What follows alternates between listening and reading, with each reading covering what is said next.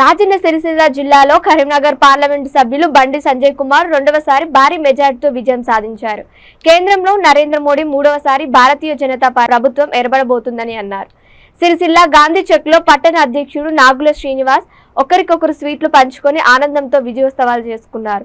ఈ కార్యక్రమంలో పట్టణ అధ్యక్షులు Nagula Srinivas, parliament co convener Adapu Ravinder, assembly convener Karedla Mallareddy, జిల్లా అధికార ప్రతినిధి బర్కం నవీన్ యాదవ్, భారతీయ జనతా పార్టీ నాయకులు, కార్యకర్తలు పాల్గొన్నారు.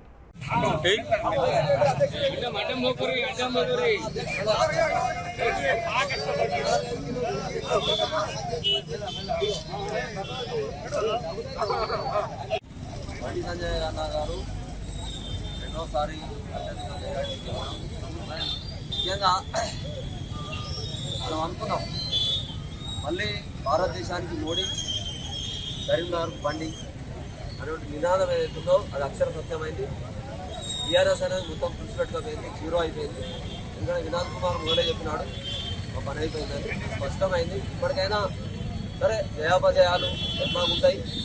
ముఖ్యంగా మళ్ళీ భారతదేశ వ్యాప్తంగా మరి భారతీయ జనతా పార్టీ మరి ముఖ్యంగా మన ప్రధానమంత్రి నరేంద్ర మోడీ మూడోసారి ప్రమాణ స్వీకారం చేయడానికి కారణం మరి మంచి శుభ పరిణామాలు భారతదేశం విశ్వవ్యాప్తంగా కూడా ముందడికెళ్ళేటువంటి కారణం.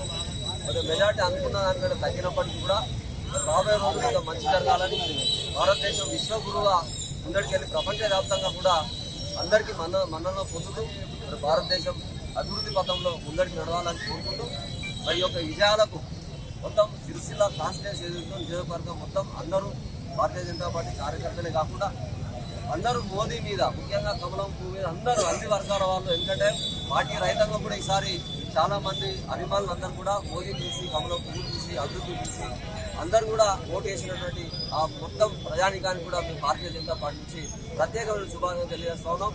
రాబోయే రోజుల్లో కూడా ఇట్లే ఆదరించి మరి ముందరికెళ్లే దిశలో మనం అందరూ ఉండాలి. ప్రతి కార్యకర్త కూడా సమన్వయంతో అందరూ పనిచేసి ఈ యొక్క విజయానికి నాంది పలికిరు.